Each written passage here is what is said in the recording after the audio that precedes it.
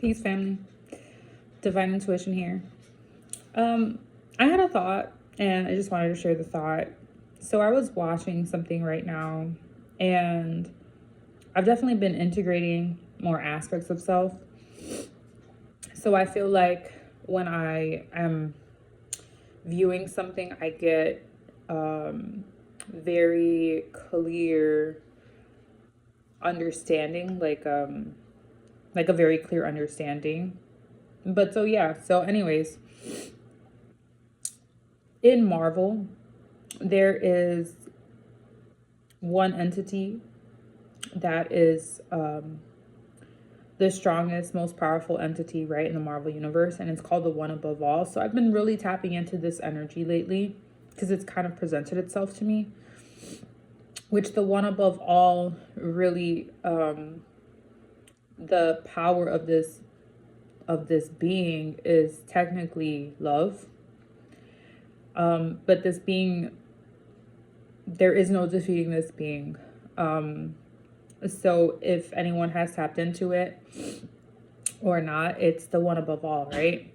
And so the one above all is what I started to kind of get into, actually separated itself. So it's considered the one above all and the one below all. And then it got me thinking, I was like, damn, I actually came upon a story, let's say like this, a story where Zeus actually split himself. So in certain mythologies, and you won't find this everywhere, but in certain mythologies, Zeus actually split himself. So Zeus and Hades are technically what you would consider, in some stories, the same being. But it's like separating your light from dark, right? So we know that Zeus comes from the construct of Kronos. Kronos comes from the concept of time.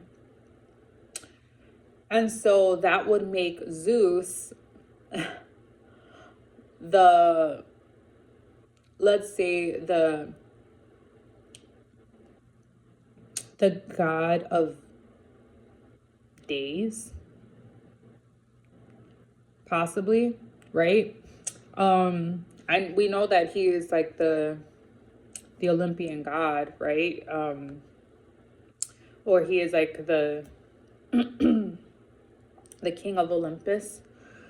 But the way that I see it is like, well, it's very interesting because in certain mythology stories, and this is actually going back to, a lot of this kind of coincides with other aspects of self, but this actually goes back to the fact that the majority of the people who wake up, they usually wake up to their light first, right?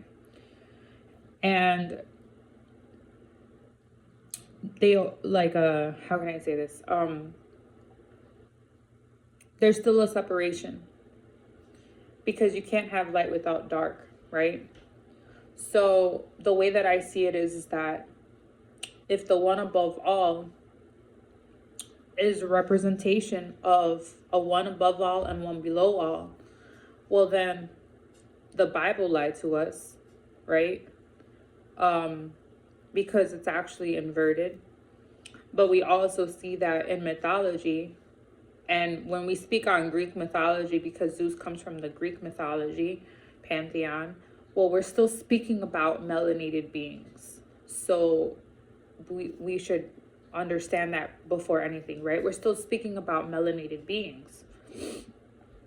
So it's an aspect of self where we are able to split, or we have been split, which is that light and dark aspect, right? But we have been split. So in order to converge the two or integrate the two, you have to bridge the gap. And there's a gap there. Some people, first thing that they do is they might go into their dark, but they forget that they have light. You have to bridge the gap, Some people are aware of their light, but they're not aware of their darkness. You have to bridge the gap, right? The minute that you bridge this gap, and this is why gap is gap, you know what I'm saying? Because they understand, well, I personally think it's a deeper understanding, but it's a trigger that we're in the gap of not knowing ourselves. And have you ever because to bridge the gap is to bridge the gap for you and your ancestors. And the minute that you actually bridge this gap, it looks like this. And I'm putting it by my nose for a reason. So if y'all know, okay? But you have to bridge this gap. So right now, a lot of bridges look like this. A lot. So the minute that you know what you're doing, you tend to bridge the gap, right? When you do that, you have a solid structure. You have a structure that is going to withstand time, okay? It's going to withstand the time, It's going to withstand seasons, okay? It's going to withstand days, months, years. These are aspects of time. Season is an aspect of time, days, time, and so on and so forth. So a lot of us don't realize that all of these, like Marvel, like the Greek pantheon, like when we speak on what I'm speaking on right now is like the Zeus character, right? A lot of this information has been lost because they don't want us to bridge this gap, you know? The minute that you do, you start to see aspects of self that is literally bridging things. Like, oh, when I was in my light aspect, I never saw this. When I was in my dark aspect, I never saw this. But the minute that you bridge the gap, you're going to see so many things come together that is literally about a bridge that got messed up, destroyed. Yeah, let's just say that it got messed up. I'm trying to find if I can show you what my bridge looked like, but here, this is kind of ghetto, so excuse me, but this is what I'm gonna say what I saw. So this was a bridge.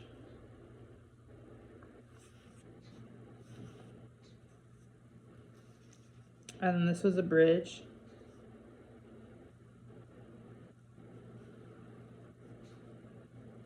Right?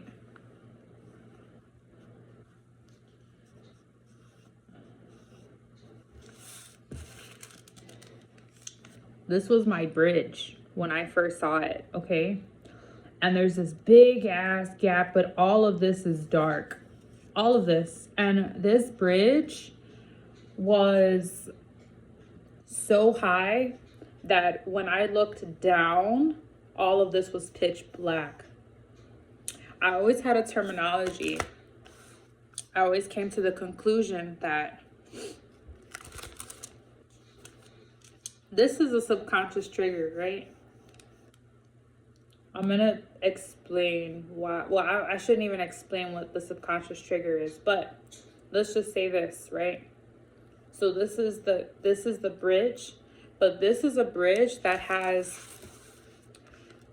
it almost looks like, and everybody's bridge might look different, right?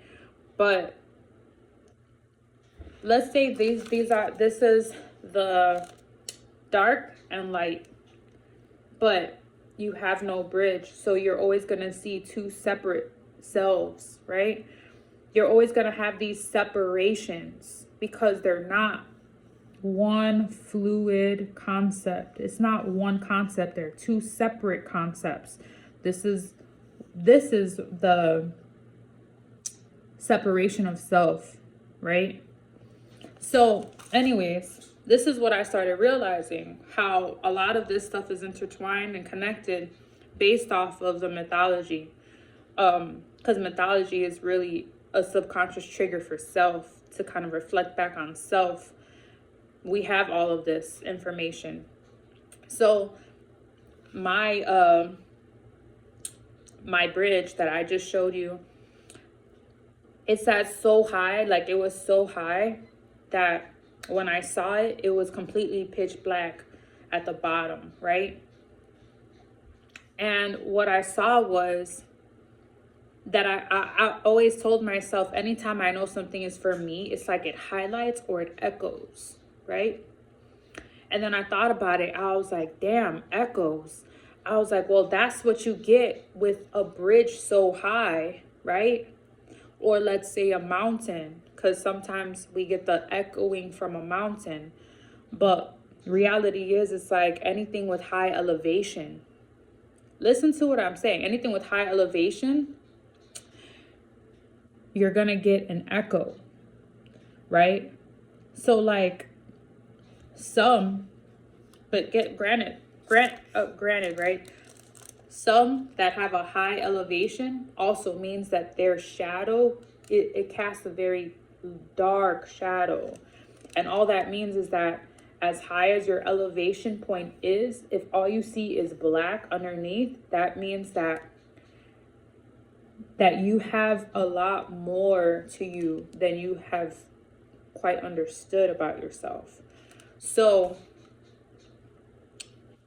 the fact that the echo came up, the fact that I was right, that I see things, and when I see things, it kind of like echoes, or it'll echo in my mind, and I'm like, man, I'm holding a space for that, right? But let's say the ancestors over here and I'm over here, the ancestors have to kind of scream or shout or communicate, in which what happens? They can't, I can't, if it was a straight one, I would be able to walk here and they would meet me here and we could just talk back and forth. Let's say this is a phone line as well, right? But the phone line has been cut off. So what do we need to do? We need to shout, which causes an echo, because this is all gap, okay? Like, this is all gap. So within a gap between two spaces, you can utilize echo, like an echo location, all right?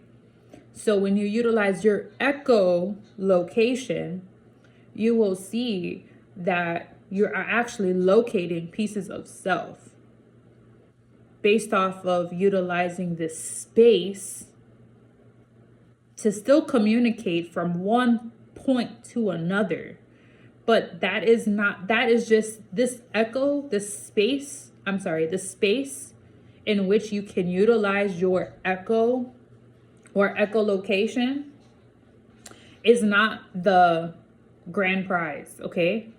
It's not the end result. The end result is to get you to bridge the gap. The end result is to bridge the gap, okay? So once you listen, once you figure out, okay, things are actually like I can't get that out of my head, hold space for it. Hold this space. Hold it in this space. Because within this space, right, is what we would consider like the abyss. And Nietzsche, which is interesting because I'm going to bring this all together, Nietzsche actually said, and I don't know the accurate way of how he said it. But what he said was basically, when you look into the abyss and you stare so long at the abyss, you tend to focus or see that something is staring back at you, right? So what really is staring back at you is you. But it's in the abyss because you don't know what it is. So in accumulation to everything I just said, this could be considered the abyss. When you hold things in this space, you can come back to it. You can come back to it because it sits there and it kind of like keeps echoing like a ripple, okay? But you are the ripple.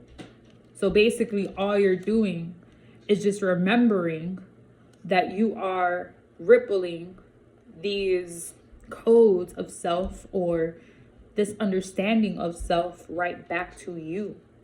This is how this all works. Anyways, I just wanted to share that real quick. Divine Intuition, signing off. Peace, y'all.